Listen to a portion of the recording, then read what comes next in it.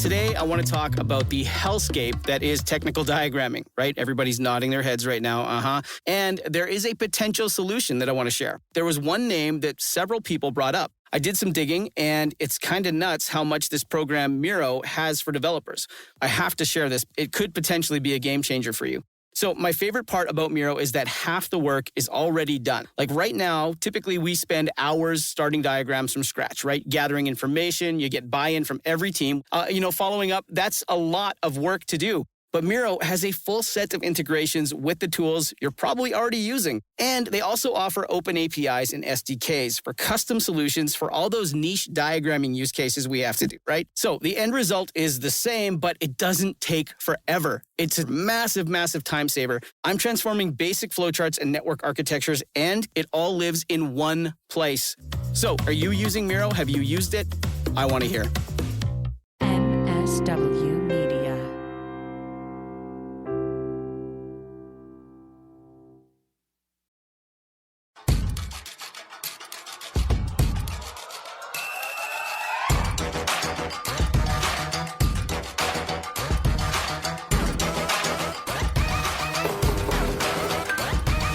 Welcome to Feminist Buzzkills Live, the podcast that has never had to surrender the contents of their freezer to law enforcement.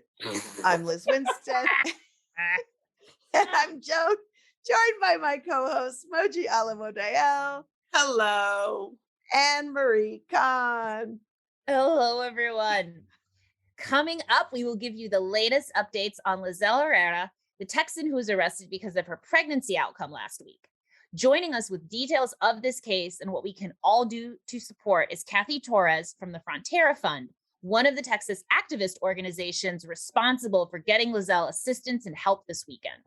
Plus, the hilarious Beth Stelling joins to talk about comedy, activism, and finally getting back to live shows. And who needs the Wordle when you can get to play 6 Degrees of Abortion? Marie and Moji will choose a news story that seemingly has no relation to abortion, and I have 6 tries to make the connection. Lots of show, but before that, we need to catch up on some breaking news before we dive first into the shallow end of the shit bath. I really don't know. You know, you plan a show and then something happens, and the something that happened before we taped was Kentucky. Boo, boo, boo. Here's the breakdown, basically. The state of Kentucky has a trap law ban. And what that means is they didn't do a straight up, we're banning all abortion in Kentucky. What they did was choose some things, and we'll go around the horn and say what those things are. But the biggest thing you need to know about why abortion is banned in Kentucky is that A, the regulations that they set forth onto clinics were effective immediately. So they were forcing clinics to have death certificates for every abortion, personhood, garbage, and forcing this burial and cremation situation, which is prohibitively expensive and also shouldn't have to happen. So you want to know what, though? Good on Kentucky for, instead of saying, let's try to accommodate something that's bullshit, they're like, fuck it, injunction time, we might have to close, but we're challenging it. The wild thing about the Kentucky ban is that they created all these ridiculous restrictions, but the state of Kentucky doesn't even have the infrastructure and paperwork they need to enforce said restrictions. That doesn't stop the clinics from having to comply, but they're like, oh, we need all this information. We don't have the means to collect said information, which is wild. Yep. And this legislation, it's horrific, but it included a provision, for example, that said a young person who needed an abortion, even if that pregnancy was caused by incest, their parent needed to provide written consent for it. That's not a requirement. The ACLU, the court systems have things set up already. And instead, like you both just laid out, this is creating additional paperwork, surveillance structured paperwork, getting all this data and information, unnecessary things that federally and state level have already been legislated and determined are in place. But they're just going to stack all these trap laws up. But also it's wild because they're like, oh, we need lots and lots of identifying information about the potential partner of the person who wants abortion. where does that factor in? I don't understand. Do you guys not understand what bodily autonomy is? It means that my partner's input is none of your fucking business. Yeah. Also, I always like to say, you know what? Don't dump your shit in my lawn and then come back to claim it if you don't want it. Like, it's in my lawn, 9/10 of the law. It's mine. Bye. Exactly. But also the Supreme Court case, one of the big ones in 2016 was one called Whole Women's Health v. Hellerstedt. And that's the one that determined about and talked about these trap laws and said they're unconstitutional because they are simply undue burdens that are barriers to care. They don't make care safer or better. And getting a death certificate, forcing somebody who fucked you to have some kind of like weigh in on your pregnancy, none of that has to do with making abortion safer. And so the injunction is good, but we'll see if Whole Women's Health v. Hellerstedt holds up, because it held up based on the tenets of Roe. So everything is a house of cards. So that story broke. Good news is next week, we're going to be able to do a deep dive in it, because joining us is Erin Smith, the executive director of Kentucky Health Justice, which is the abortion fund and practical support fund out of Kentucky, that's going to be talking about how they're going to be getting people care and what this law means and what they're doing. So excited about that. That is going to be wonderful. As I would say, let's get this circle jerk started. What? But we already have. Right? What BS has popped this week, Liz? So much BS popping. I'm going to give you an update on Fetus-gate.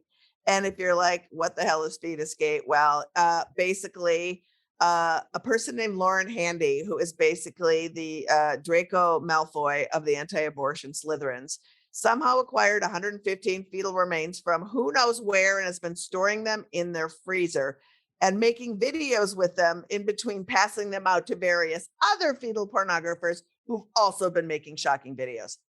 If you want details on Fetus-gate, go to the Abortion AF TikTok and the whole story is laid out, except this part. The thief and the other 8 cronies were busted by the FBI on federal trespassing charges called base violations, which were created in 1994 in response to bombings and invasions, and specifically of abortion clinics in the US. So if you want to know the definition of a profoundly hideous person, it's one who claims moral high ground and then deflects attention from their terrorism charges by parading around boxes full of stolen fetuses. So I want to talk about the clinic violence, because that has been swept under the rug with this like shiny object called stolen fetuses. It's a mess. No, it totally is a mess, but it's funny because like I just feel whenever I like, and we watch them sometimes as staff when we can like catch that they're doing them on Facebook because they stream them a lot. These sort invasions? of clinic violations, these invasions. But like, I imagine the terror of being a person who goes to a clinic or a hospital setting to have a medical procedure and then see a bunch of wackadoos sitting around singing or praying or telling you you're a murderer. And you're just like, ma'am, this is a Wendy's. Like, I'm just here to get a procedure. I don't need your prayer. If I want a prayer, I'd be at church. Right now, I just need a medical procedure. And instead you are here chaining yourself to the building or like standing between me and the medical services that I came here for. It's terrifying. Yeah. And Liz, you mentioned the FACE Act, the Freedom of Access to Clinic Entrance Act. This is federal legislation that in the early 90s and 94, a need arose. Like, hey, there's this violence, these folks are terrorizing outside of clinics. And like Moji said, those folks haven't gone away at all. Right. In fact, they're now more empowered, and there's more clinics they're starting to target in progressive areas. And folks are starting to respond a little bit, I feel like. Yeah, they've done a lot of these invasions in states where they had friendly judges that would not characterize their behaviors that would fall within the FACE Act designation. And they foolishly went to Washington, D.C. to a clinic in 2020. And though after 2 years of investigating and building a case, they had it. Coincidentally, these fetus thieves are trying to accuse that same clinic that put them up on these federal charges of nefarious wrongdoings. And all law enforcement's like, yeah, no, bitch. The only people who've done anything wrong is you fetus dealers. So I want people to be really aware that these things are happening, and to pay attention to the fact that leadership in anti-abortion movement and people who have been leading the charge of the terrorism for the past 50 years have joined them. So we're going to stay on this story, but like pay attention to that piece because I think it's a really big piece. And I also want to, before we move on, I also want to say that part of even why they're so emboldened is that the Trump administration decided that these were not things they were interested in pursuing. And so just to remind people that elections fucking matter, and the people in power are also empowered to enforce what we do and we don't do. So like, vote. I mean, to say elections don't matter is like, just shut up. Like that is just too much. Like, but yeah. Yes. vote. But we have to move on. We have a lot of show. We got to move on. I guess, Moji, as we talked about Texas being, always, it's like perennial. Oklahoma decided to out Texas this Listen, week. guys, Oklahoma is not okay. It's just not okay. It's like Republican legislators can like read the tea leaves and they're positively giddy. Right now is like the longest anti-abortion Christmas Eve ever, and they are tripping over each other to institute the most unconstitutional abortion bans that they can ahead of the constitutional right to abortion being stripped away from us, potentially by the Supreme Court. Probably. I'm weighing in on with probably. But like this week, Oklahoma came in hot with a ban that criminalizes all abortions except to save the life of the pregnant person.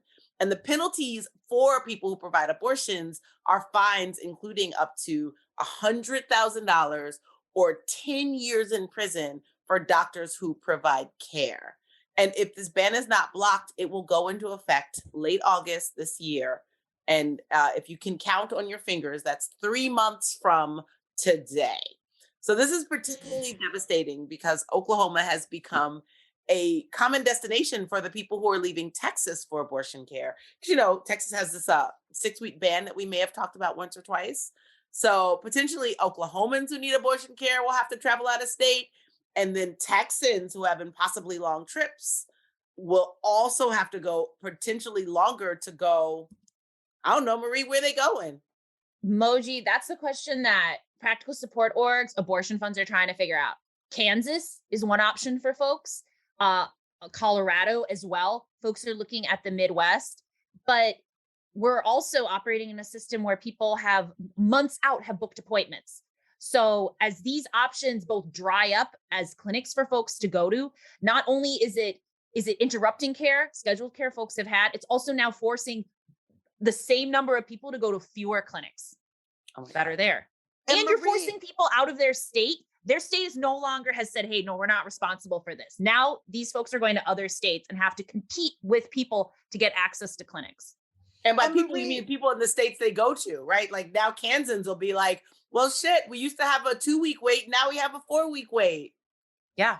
Yeah. And Marie, like, about this more profoundly than most because your job at Midwest Access Coalition is to help people get the transportation and move them in all of the other practical ways that they may need to access care, whether that's transportation, housing, childcare, all of that. And so it's what scares me so much is knowing that Oklahoma, half of the abortions that have been performed in Oklahoma since that radical law took effect in Texas are from Texans.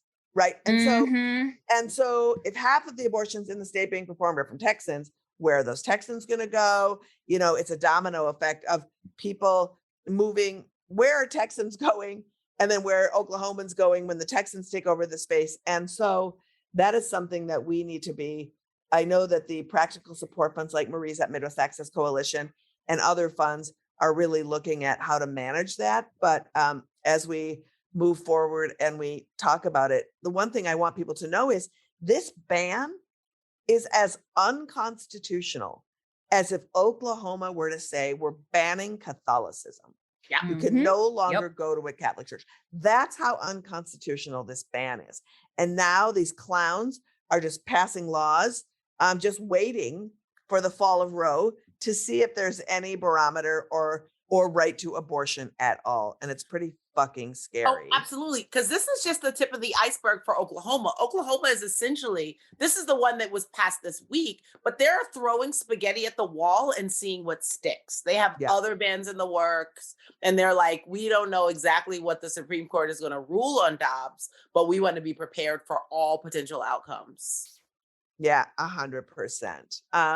So our third big story of the week before we get to the biggest story of the week is, dare I say, Marie is going to tease us with some hope. Well, unclear. The jury is still out.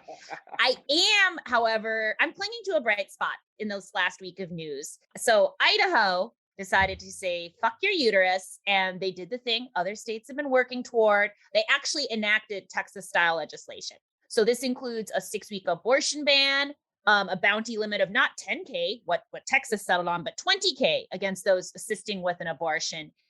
And it even allows the immediate family of, say, a rapist to seek damages over an abortion.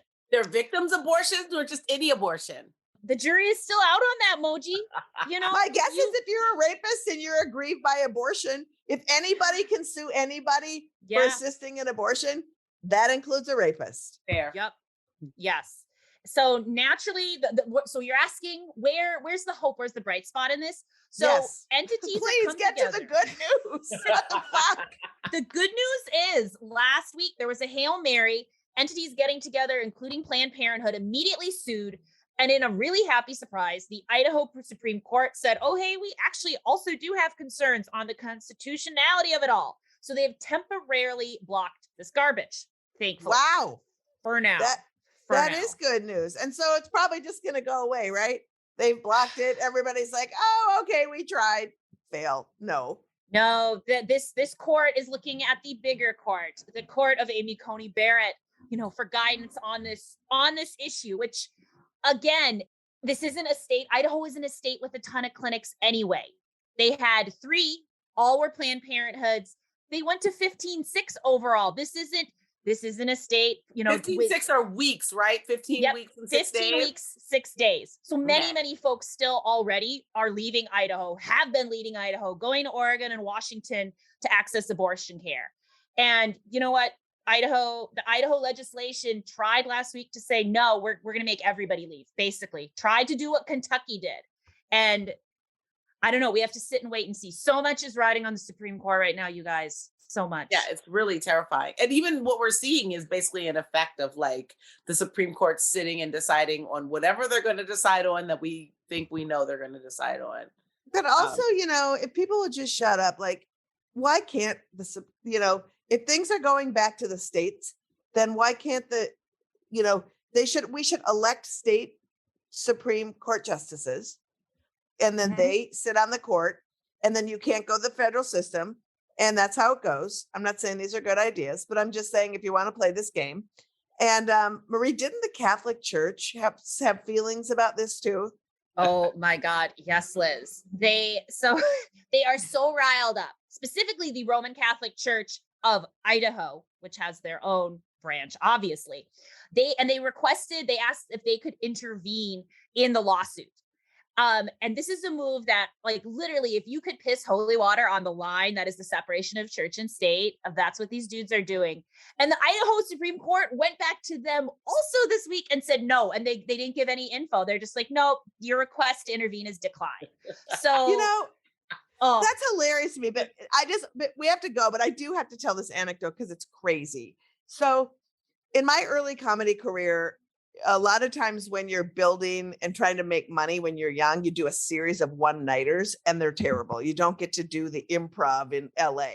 So I did a series of one-nighters that was like Billings, Montana, Grand Forks, North Dakota, ended up in Coeur d'Alene, Idaho. For those of you that don't know Coeur d'Alene, Idaho, it is, I believe, the home of the American Nazi Party. And this guy named Tom Metzger is from there. I'm doing a comedy show in Coeur d'Alene. And I'm telling my jokes, and this guy interrupts me. He goes, hey, are you a Jew?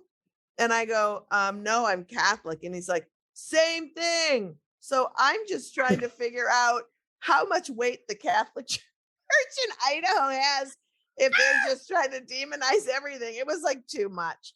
So Idaho, you're a mess. But thank God your Supreme Court has some kind of like understanding of constitutional law. Which brings us to our first guest, who is going to fill us in on the biggest story of the week: the arrest of someone's pregnant out of Texas, of a person's pregnancy outcome. Yes. The case of Lizelle Herrera, the Texan that was arrested after confiding literally something about abortion to a healthcare provider, has shown us yet again the criminalizing of pregnancy outcomes is a reality in the US. So joining us to break this down, what we know about how this happened to Lizelle and what is ahead, is the organizing manager and board member of Frontera Fund, Cathy Torres. It was the organizing of Frontera Fund and South Texans for Reproductive Justice, the Latina Institute of Texas, and other orgs that raised the awareness and secured Lizelle's release and got her charges dropped. So we're so excited to welcome Cathy Torres. Hey, Cathy. Before we get to Lizelle's case, Cathy, we're hoping that you could tell folks a little bit about the Frontera Fund, your work, and who you serve broadly. Right. Yeah. So I'm Cathy, the organizing manager, and we are an abortion fund in the Rio Grande Valley on the southern border tip of Texas. We help people pay for their abortions, and we also provide practical support, which means we help pay for travel, lodging, and any of those expenses when seeking abortion care. Right now, we are based and serve the Rio Grande Valley, but we expanded to serve the entire border of Texas. So anyone from Brownsville, where we're located, all the way to El Paso on the western tip is who we serve. As you can imagine, we've been totally doing mainly practical support, as every single caller who's reached our line has had to leave the state. Yep. Cathy, can you just lay out for folks, what is the mileage when you say we cover the southern border? What is that for people? Yeah, so in Texas, we speak in hours because we're so huge. So I can't give you the mileage, but from the valley where I'm at to El Paso, that's a 12-hour drive.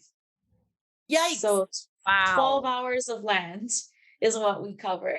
You drive 12 hours in New York and you're out of the state. Yeah. Yeah, you're in No. Canada. Like, you're north of Montreal. Like, wow. You're in Chicago. just to give people an idea, from New York to Chicago, that's about Wow. 12 hours, Cathy. Wow. And with one clinic in the entire valley, is that still the case? Yeah. We still only have Whole Women's Health in McAllen. That's the only one serving all 4 counties, all 1.3 million people just in the valley. I mean, people from other rural parts of Texas travel down here if they haven't hit the limit. So yeah, we're the only ones down here. Well, the only clinic. We only have one clinic down here. Okay, let's jump into the meat of this. Can you lay out the timeline of Lizelle Herrera's arrest and how you and Frontera fit into that timeline? Yeah. So it was Friday, April 8th, which was also my birthday. Have to say that. Yeah, thanks. I actually got a DM on Twitter from a friend with the breaking article about Lizelle's case. And it was just flat out stating that she was put into jail with a $500,000 bond and being charged with murder, of an individual, it says. And it was said that it was due to a self-induced abortion. And that just the immediate feeling I had was just like ill, just sick to my stomach. So I got that, copied that article link and sent it to our director and our board, where we just like sprung into action, got on a call within 10 minutes. I was cleaning my house because my friend was coming down for my birthday. So I had like a broom on the couch, dishes in the sink, just like literally like stopped what I was doing. And we hopped on that call and we're like, all right, we need to get to Stark County Jail no later than tomorrow morning. Like, we need the world to know what the fuck is happening. We need to break, really raise awareness on what is happening and, mobilizing everyone. So I connected with our partners first and foremost. It's not just our doing. We collaborated with South Texans for Reproductive Justice and the National Latina Institute for Reproductive Justice. There are other really, really great reproductive justice orgs down here. We got together, I got them, in the loop, and we all collaborated and ensured that we reach all of our socials and got people to Stark County Jail if they were able.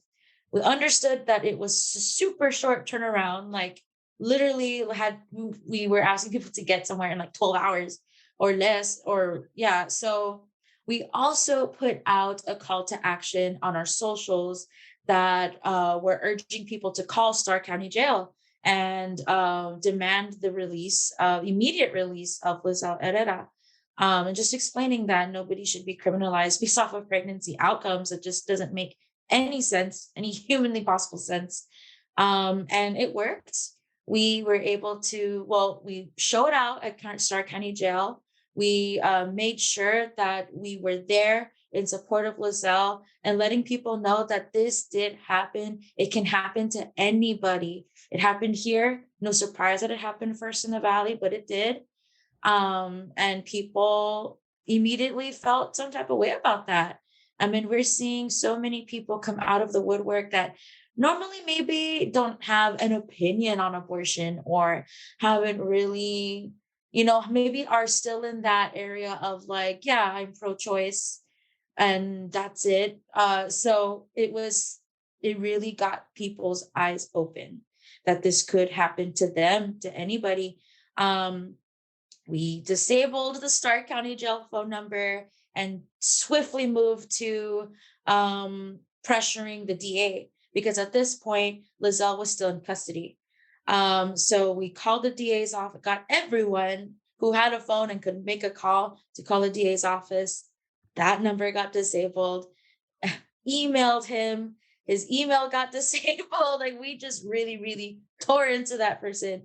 Eventually, thanks to If, When, How, they have a defense fund, and they were able to assist with Lizelle's bail. So she was out on bail, and 24 hours later, her charges were dismissed. It was incredible. Such a relief. I was on my way to brunch when that happened. So I was like, I'm going to take in this mimosa when I got there. But quite a weekend. And it was just, we take in those small wins, as y'all can imagine.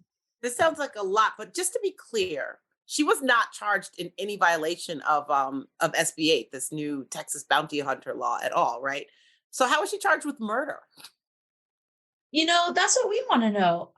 Honestly, like there's so much still unfolding. We've also been very, very cognizant and of Lizelle and her peace and her just sort of taking some time with her family. We can only imagine, how traumatic that experience was.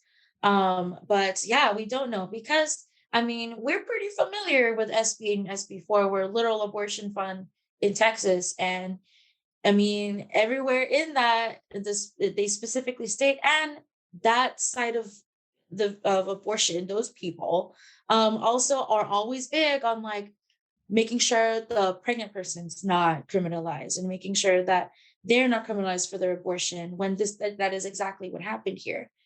And SB 8 and SB 4 are civil law. It's a civil case if anything were to happen. So it just came out of nowhere.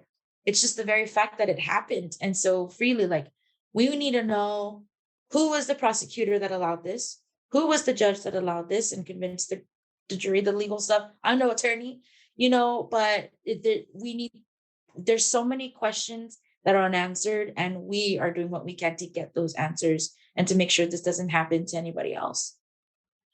I really like, Cathy, that you mentioned the other harm that's been done here, and you laid like to Lizelle in particular, but like at large, like just because the DA dismisses a charge doesn't mean that now all of a sudden that we can ignore the fact that this intense scrutiny on pregnant folks is continuing, and it's leading to their criminalization. And folks are continue to watch their pregnancy outcomes, especially people of color, Lizelle went to the ER to get help. And I can only imagine, like, you're presenting, you're going there for medical assistance, the need she might have had. And instead, oh, the response is you're arrested, taken to jail, assessed at bail at $500,000. Like, if there could be what's a better example of like racism and inequity in healthcare, that, and her picture now that's everywhere.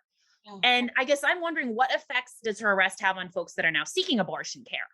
Those folks that are coming to your fund for that practical support, for that assistance. Yeah, I can only imagine what those feelings will be and are. We haven't heard any changes, even though we've been doing all of this, we're still funding abortions, right? So, questions have not been asked yet, I say, because, people see us as a resource and do ask us questions whenever that arises. It hasn't happened yet, but being from the Valley, being people of color, having to be people who can get pregnant, who are of color, there is always that fear regardless, because we live in such a hyper militarized area here on the border and we're not white. There's always that concern of, can I be arrested? And purposely, laws like SB 8 and SB 4 were written to be confusing, to where as soon as we heard about this happening over the weekend, people thought, oh, SB 8, when it's like, we were able to understand that it wasn't, or it shouldn't have been, because we navigate that law. But, to your average person, they purposely make it confusing. And now that average person, like, what advice can you give to that person who's going to need care after a self-managed abortion, after miscarriage management? And what kind of support does the fund have for healthcare, for to provide the care and this information for folks who are treating this way and want this info? Right. So, self-managed abortion is still completely safe and something that is possible should someone have, that resource. And, there are resources out there that we can share. Say someone were to reach out with assistance and something's going on, first and foremost, share the resource that we can. What's going to make that harder is now the fear of disclosing anything at the hospital, because look at what happened. Right. But we're what right. Can someone say? What should someone say to a medical provider? Like, what? Right. What we do know, and has always been the conversation around self-managing an abortion, is if you feel that you do need medical attention, just tell them you're having a miscarriage. That's what it is. That's what's happening. And that's valid, right? So it's going to be so hard, I will say, to let people know that they should be able to talk to their medical providers in a way that isn't assuming, because even for ourselves, we just think back at what happened over the weekend. So I guess it's just how you communicate these resources with people who reach out to you. And that's not just for us. Before I was involved with abortion funding, because I was, really passionate about this type of work, people would come to me asking questions. And if you're in the movement and you're listening or watching, I'm sure you've had someone approach you as well. Just share resources that you trust and that you've received in the past about self-managed abortion and how to have that conversation. And just be careful with what you share with medical providers, because of this scary, pipeline that the Texas legislator and specifically people like Governor Abbott in Texas have created. You're listening to Feminist Buzzkills Live. I'm Moji Alawodale, and we are talking to Cathy Torres from Frontera Fund, which serves patients in the Rio Grande Valley of Texas. Cathy, people have been reading about the chilling effect that the Texas's 6-week ban and bounty hunting law has had on abortion access in Texas. But in South Texas, access has been scarce for quite some time. Can you explain, you said something about sort of the hours, but can you explain the landscape of abortion access in the Rio Grande Valley and how Frontera Fund's work has changed in light of this law going into effect? Definitely, yeah. So The Rio Grande Valley is on the, if you look at the map of Texas, we're on the very, very, very southern tip, the very bottom, bordering with Mexico. And what's very significant is where we're at geographically in the state, we are the furthest point from any other bordering state since we're way down south. Abortion access specifically here in the valley, we only have one clinic. We have Whole Women's Health in McAllen to serve 1.3 million people. And to put it into in a broader view, the McAllen Whole Women's Health is the only clinic between San Antonio, Texas, which is 4 hours south, and Mexico City, which is 4 hours north, and Mexico City, which is 8 hours south. So we're the only one really covering this entire area clinic wise. One thing that people aren't too familiar with is at the port of entry between Mexico and the US, where you can, quite literally cross into Mexico, into the US, vice versa. 100 miles north of that, across the entire border of Texas, there are what's called US Customs Patrol, Border Patrol checkpoints, where if you are traveling north of any main highway from the valley, and there's 20 across the state of Texas, 4 specifically down here, you are met at this checkpoint that looks exactly like a border crossing, and Customs Border Patrol agents have you roll down your window and you're asked whether you're a US citizen or not. So, naturally you say yes. If they believe you, they'll let you pass, but they also have any reason that they want to detain you, especially with how lax Governor Abbott has created an environment for those people, like things like Operation Lone Star, allowing DPS to basically serve as customs and so on and so forth. So if they don't believe you, you can be detained. If you say no, you can be detained. And if they ask for documents and you don't have those very documents, you can be detained. If you're not a citizen, you can be deported. So I share that in depth and I explain that because here on the Valley also, there are a lot of people who are undocumented or who are immigrants generally. And if they are pregnant and don't want to be, they attempt to have an abortion in McAllen and they're past the limit, they're going to have to leave the state. They're going to have to pass the checkpoint. And they can't necessarily cross into Mexico because they're undocumented, and that can put them in jeopardy. So that is a huge discussion that we have for a lot of people, because that is a whole demographic of individuals who are just further disenfranchised because the legislature was just trying to fuel some anti-choice agenda. Cathy, it's so incredible to hear about your work. And I think a lot of folks don't understand that 10% of people of reproductive age are in Texas. 10%, and it's a huge amount of people. And we're going to have to wrap up, but I just wanted to ask you, how many folks are working at your fund and helping facilitate this? Because we wanted to rain money on you fucking people because you're doing such a good job. So let people know how big your org is, and then we're going to give all of the bells and whistles to tell people where they can go donate. Yeah, so we currently are 2 staff. People! And Wow. yeah, we're 2 staff, and then we are, let me count, 4 board. Yes. No. Now 5 board. Yeah, so less than 10 people is who is running Frontera Fund right now. Fully a testament to 2 people and a will can just get a lot done. But it's so true. And I want to say too, and we're going to mention all of the orgs, Cathy, at the end of the show who are in coalition, because I know how tight you all are. And I know how important it is to talk about South Texans for Justice and the Latina Institute and Frontera Fund, because you guys work in coalition. And I just want to say, you are terrific. Thank you so much for all the work you do. If you want to support Frontera Fund's work, go and donate at fronterafundgv.org/donate. Donations for Lizelle Herrera is bit.ly/Lizelle. Cathy, anything we can do anytime. We'll be driving people to you.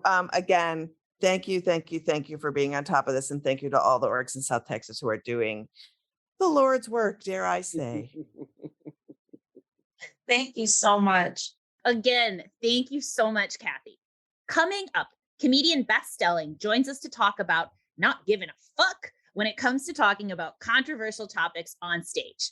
But first, we are going to play 6 Degrees of Abortion.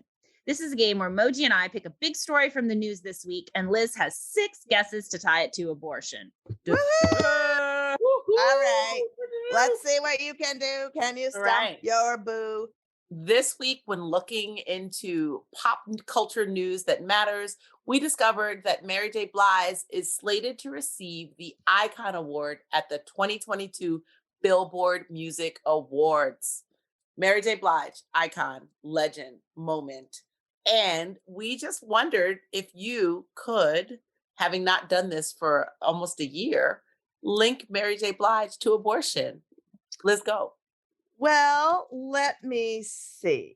I'm going to say I can.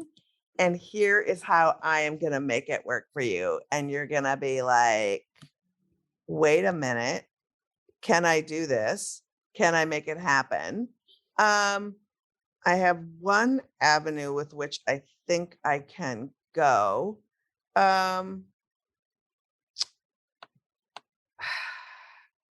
don't think that's an avenue that's going to work. All right. So I can tie with the Billboard Awards, but does it have to be straight up Mary J. Blige to abortion? Yep. Or Mary. So what does the Billboard Awards have to do with anything? You guys gave me a whole plethora of information. We did, and we make that error sometimes. But we gave so I think that you just gave me a loophole. Yeah, they happen. You know what? It can't just be Mary J. Blige tied to abortion. Mary J. Blige Billboard Awards. So another group of female artists have also won Billboard Awards, and that group is the Go-Go's. And it turns out Kathy Valentine, guitarist, bass player in the Go-Go's, has participated in several abortion access front events and has talked about her not 1 but 2 abortions in her book and on a former podcast I have done. So Mary J. Blige, Billboard, Go-Go's, abortion. Did I get it? I think I did. I think you got it. You got it. And Kathy Valentine is an official AAF member. Yeah, you did it. I was going to see if I could type. I'm sure there's a Mary J. Blige Chuck D connection. And I just didn't know if there was one for sure. That was like one of my avenues of like, did Chuck ever do something with Mary J. Blige that I know about for sure? And Liz, I just want to say we tried to softball it because you may have been rusty, but it's going to get harder. Oh, I see. So this is a rooting against me sport. All right, fine. All right, let's move on. Do I get it? Congratulations. You get this one for sure. You absolutely get it. Yeah. All right, great. All right.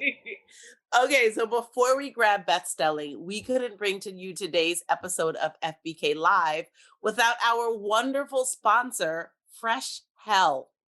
We all come home late on a weeknight and we don't have the energy to face the newest onslaught of terrible news that awaits us in our news feeds. And that is why I get it delivered fresh to my door with Fresh Hell, the first ordeal kit delivery service. This week, I got a Texas-style abortion restriction and a white supremacist sauce and a bodily autonomy reduction. Mwah! Mwah! And I didn't even have to leave the house. Get Fresh Hell delivered to your doorstep. Head to www.whatfreshhellisthis.com and get $6.66 off your first 3 boxes by entering our promo code Feminist Buzzkill Me now. You can also sign up for Abortion Access Front newsletter and get a more fun version of this sent to your inbox for free. I like that we would have a fake sponsor that is bringing you more shit to your house, and you're actually paying for oppression, and it's delivered fresh to your house. That's hilarious. Oh my God, that's so funny. Our next guest is a comedian, writer, and AF stan, and you can see her special girl daddy on HBO Max. It's Beth Stelling. I'm so happy to see you. I love seeing you. Thanks for having me back. I love seeing you, and I'm so glad you're back. And we're just thrilled and delighted, my friend. Oh my God, Beth, I love your comedy because it's kind of raunchy and definitely sexual, but clearly not for the male gaze. They're like a lot of sex jokes for women, and they're like not even for the men who get it. So like, as you refine your comedic voice, is it hard to get to that sweet spot? And do you find you have to like edit a lot to stay there, or do you just like go there and that's where you live? Yeah, like I think when I first started stand up, especially as a 22-year-old, I had all these rules for myself. And one of them included like not talking about sex, because basically we have these stereotypes about, female identifying comics saying we only talk about sex, and we're not funny. So I was like, well, I'm going to prove them wrong. I'm going to be feminist by not talking about it and proving that women are funny by just doing that. And then after, I don't even know what it would have been, like 10 years in, I was like, screw it. I'll talk about whatever I want until you get better at it. Then I won't have to talk about it. But like, you know what I mean? Like, I'm going to have to talk about it, and also I'll make it my own. And so yeah, I guess the interesting thing is you bring up like, who it's for. And it's like, I just did a bunch of shows in Austin, Texas, and there were just massive amounts of bros. Oh, and I'm like, I am happy they're there. I mean, they're laughing, they're listening. I also left, where was it? Oh, it was I think it was Madison, Wisconsin. A guy walked out of my show. He goes, thanks for putting us in our place. I was like, happy to do it. I'm here to serve. Yeah, you too. So like, I am happy like with who is coming out to see me, who hears it. Like, that's like the greatest joy, I guess, of all of it. But anyway, I meant to say, to answer your question more, I have fully leaned in. It was uncomfortable for me at first. I was dealing with a lot of shame. I would guess around 2017, 2018, after I did a half hour on Netflix where I have an abortion joke in there, but that was before I'd ever had an abortion. So it's like, I always was pro choice, like, and wanting to support that, but it changes in a different way after you've experienced it. But like, I also was leaning into the sex and the raunch because of, like I said, and I just had to I really had to trudge through it. Because I remember my first batch, whenever you're rebuilding anything new, it stinks. It's starting over is really hard. You break up, you have to get back out there. Like, it's like, I don't know if I remember how to do this. You're not confident because you're not like ready to record a special. Duh. You're people are watching you practice basically, and kind of paying to see you. So, and I'm deciding to talk about sex. Again, it's not that I never had a sex joke, but I'm talking about all of it. Like, buckle up because I'm about to school your ass. Like, I need you to listen. I need you to learn about cunnilingus badly, Yeah. So it's sort of like, you just get sick of it. Like, after a while, you're just like, of course I'm going to talk about whatever I want. I'm not going to let the topics that like make people uncomfortable or that they say make them uncomfortable stop me from talking about them. Cause it's just obviously another way to silence us, make us feel shame and keep it all in the dark. It's like, no, and I have people like you guys and Liz to thank for like giving me the confidence and space, support, encouragement to like dispel the stigma and like root out the shame and challenge messaging, because you can be supportive of it like I was in 2017 and then go through it and you're not immune to the messaging you've received, like, and also obviously your hormones are going crazy, but it's like, you can still feel all those feelings and walk through it, and I have a totally new perspective, which I'm thankful for, because I can now be like a lighthouse for other people who've had abortions, just like Liz has been for me. And they tell me, and in after shows, I did a show in Indianapolis, and a girl came up to buy a hat when I was selling my girl daddy hats, like for my last special on HBO Max. And she had like a shit ton of cash. And she was like, she's like, well, this is the money that the guy contributed for my abortion, but I'm going to buy a hat with part of it so I can wear it on Monday. Oh my God, I love it. Well, and it's so interesting, Beth, that you talk about that, because every comedian that I know, female presenting, or if you're just not a cis white guy, you have been told that your experience will be alienating.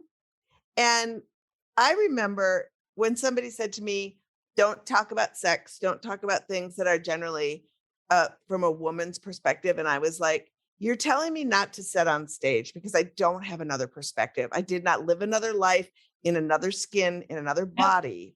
And so what you're telling me is I don't have value. And the second that I heard that, I was like, fuck you. Like, I was just like, if you're going to judge me anyway, just by asking for permission to be amplified on a stage and have opinions, I'm not going to have them be yours. Of course, like, no. You couldn't speak to it anyway. But whenever someone who is like what you mentioned, like a cis male walks out and he's granted individuality immediately. The audience doesn't even have to think about it. And then when we walk out, we're representing an entire gender, typically, whether you wanted to or not. And obviously that stinks, but so funny to tell us not to talk about sex. And yet that's what we're taught is our worth. And simultaneously, it's like, oh, so don't talk about what you've told me is my worth. Don't 100%. Talk about that little thing in my life. So it's just like, maybe you guys can help me understand it, because I've actually been battling with this lately, because I've been dealing with some interesting issues in my personal life where I'm really trying to crack it in my head, which is like, okay, so don't talk about sex, which I've been taught is my worth, but like, how else? But then when I do it, I am shamed for it. So then so I can't talk about it. And if I do it, like, it's just that, I don't know what your opinion on is it, but it's sort of like, am I taking my power back? Like, it's just like really actually messing with my head. Well, I have to tell you that, like, this is sort of, I'm just chucking the question I was going to ask, because you kind of covered it anyway about abortion. But when the Chappelle thing, when the Chris Rock and slap happened, I was brought back to, I've had several occasions where men have been removed from my shows. And twice they stayed in the parking lot and I had to be escorted home because they were going to harm me. It was obvious. And it was when and the material wasn't talking about their wives or them. The material was challenging, or personal. It was challenging sexuality, challenging how men were bad at sex, or how I had like fucked up relationships with men having sex so they don't know how to do it. Yeah. And for me, I felt the rage was, you are revealing something to this person sitting next to me who thought I was awesome, and now they might rethink it. So I either have to step up, or you have found me out and I need to destroy you. And maybe that's going too deep in, but that is really how I felt. Yeah, I know. I think that is a good point to bring up. Some people are so willing to take the note, and other people are really offended by it. Like, well, no, I am doing everything right. I think when you go through life, it kind of reminds you of typically, it's often a male who will comment, women aren't funny, or I don't like this, or it's like, oh, that's so interesting that you think, and of course you do, that everything's for you. Like, we're used to picking through stuff, like, or walking through a thing. Well, that's not for me. I can't go there. That doesn't look good. That's not safe. And they're just like, it's like, I don't like that. And you're terrible. And that's funny. It's like, but what if it's not for you? Like, everything is not for you, but you go through the world like it is. So it's sort of just like, you don't have to tell us. We don't. Yeah. You can just leave. Comment. I know. It's why there's multiplexes. Yeah. It's why there's several movies that you can go to. Yeah. And it's just like life. And it's just like all of it. Life is a multiplex. Yeah. But it is so hard for me to but that is everything we're saying is basically like, why I did have like worry, fear, shame, even just talking about more like really going in on sex stuff and like the raunch or dealing with the nitty gritty of it. And, it's sort of like, everybody's like, it's just a joke, but it's like, okay, until it's about you, and then you can't take it. But always, like, I don't know. I have so many opinions on all of this, but typically, you can joke about anything. And it's like, I guess if you're unscathed by the world, you can joke about anything. If nothing's personally affected you, then it's not going to make you feel anything. And I think too, the perspective matters so deeply, and that's not what they're considering. It's like, are you writing a rape joke from the perspective of a rapist? And why would Right. you be doing that? Like, Yeah. it's not that I have no sense of humor, but it seems as though you're writing from the mind of a criminal. um, Yeah. so like maybe you should rethink that in your perspective and why you're saying it that way, you know? Also, I feel like that might be the origin of the phrase punch down. Mhm. Yeah. Like you read literally punching down. Yeah. Marie? Yes. I'm just thinking about all of that. Like, yeah, why is that the default funny? Why, well, yeah. Why Yeah. is the protagonist the rapist in that joke line? Right. God. And Beth, you not only, I want our listeners to recognize too, that not only do you do abortion jokes, do you approach jokes like how a rape joke should be approached? You do that as well. You've also hung out with us on the AAF tour. Like you've literally chilled around the campfire. And I wanted you to talk a little bit about why physically showing up is important to you and what you're planning to do when we all have to report for our post-Roe active duty, what you think that might look like. I'm there, first of all. I'm on a flight, I'll be there. I mean, I guess simple answer is community. You know, obviously we've been apart from each other for health reasons, safety reasons, but it is important to physically put yourself in a space like that and be around other people and like physically support each other in person and see it, because I think too, just online can feel really like you're floundering and drowning in all the mess of it. So if we can physically show up for each other, be there in person, and that makes a huge difference. I don't know, you just feel the experience more. It makes it tangible. I am answering that very, I don't know how to put it simply, but yes, I think that it's important to actually show up, because you'll also just sort of remember that experience better. It's like email versus snail mail. Yeah. You got something. And I think, you know, for me, I was told forever that if I told my abortion story, that bad things would happen to my career and I needed to be quiet about it. And I guess I just test ballooned it and nothing blew up. And I think, talk to me a little bit about when you talk about it, when you tell your story, how that really also just makes a difference in ways that you maybe didn't really even understand. Yeah. I mean, like hearing you say what you just said, it's just clear to me that your stakes in it and your risk benefits me. So thank you, because like I wasn't scared about my career, but you were, and that's like progress, which is great. I was probably still scared about like shame and things like that.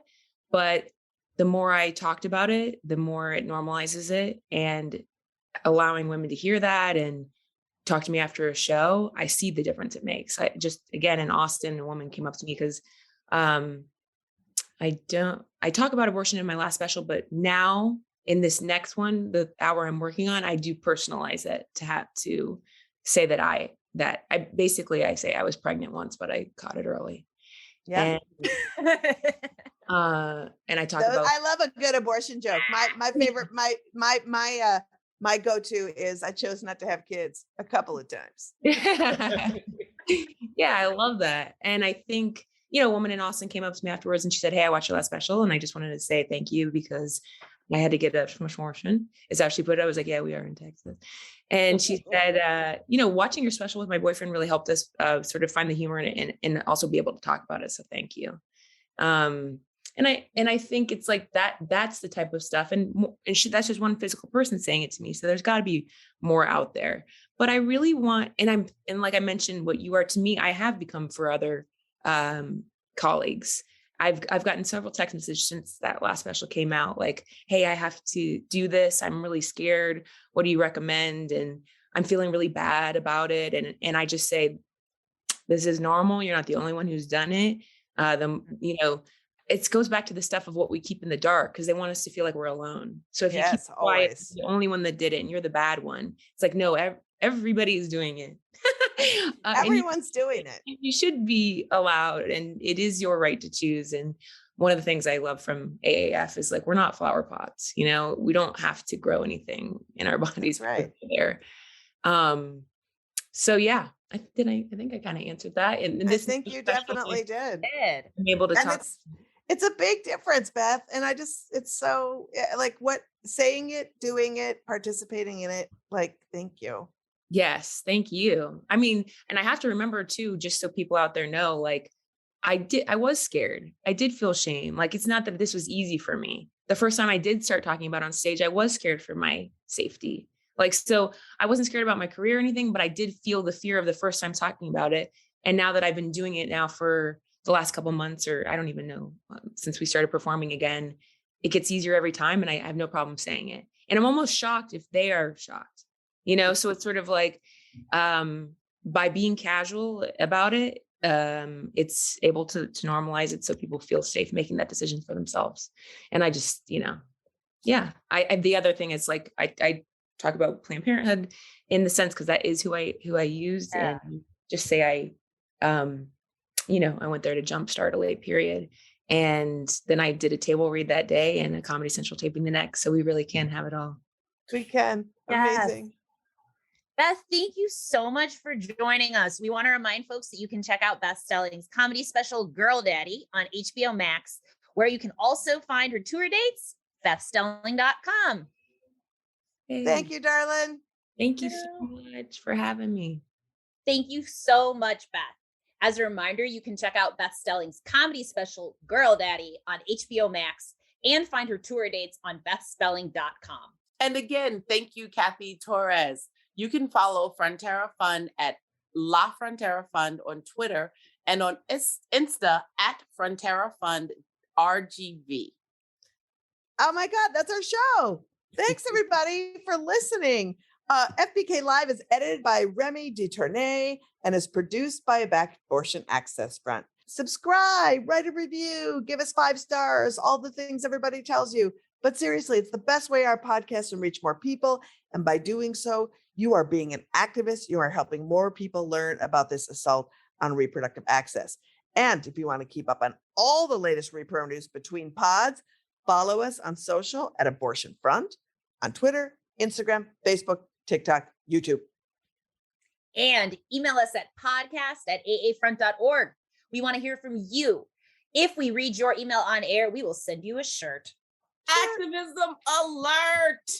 Save the date, July 17th, for Operation Save Abortion. As we are about to enter a post-Roe America, we want people to learn all the ways they can activate. Operation Save Abortion. It's not a march, it's your training day. Sign up for email alerts on our website, aafront.org, to be notified when registration goes live. And while you're there, drop some cool merch. And next week is a great show with guests Aaron Smith, Executive Director of Kentucky Health Justice Network, who will fill us in on the disgusting new abortion ban in Kentucky and their work supporting abortion patients financially and logistically.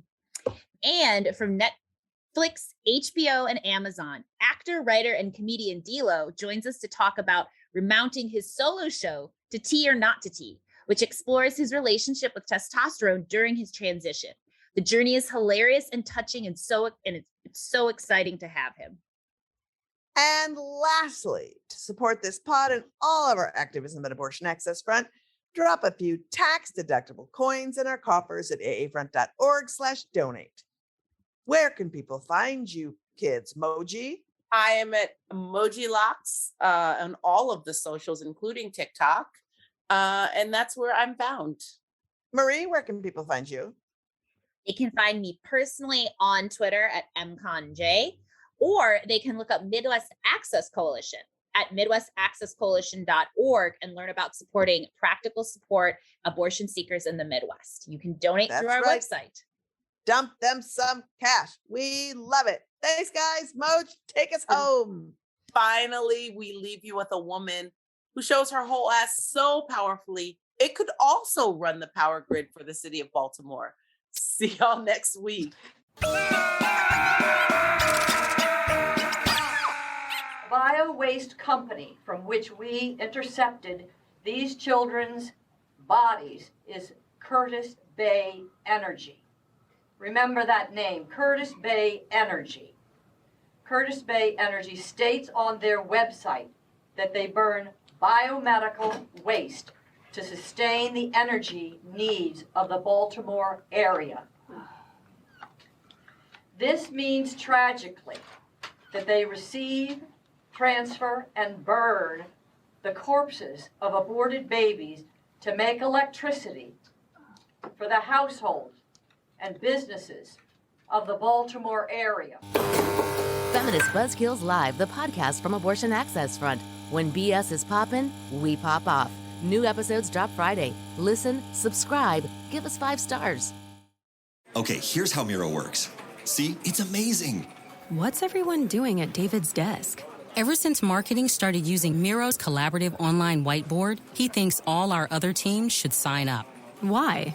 He says Miro's making his meetings disappear. And if every team gets on it, that means even less meetings. They're using Miro for brainstorms, mind maps, customer research. So could we use Miro instead of having another 100 meetings for every round of feedback? Yep. You can comment, react to ideas, even leave a recording on the board. And what about presentations? There are Miro templates for that. How do you know so much about Miro? I've actually been using it all along. I just used a Miro board to plan the best vacation. Okay, I'm on board. See how Miro users save up to 80 hours every year by meeting less and doing more. Get on board at Miro.com with 3 boards free forever. That's MIRO.com.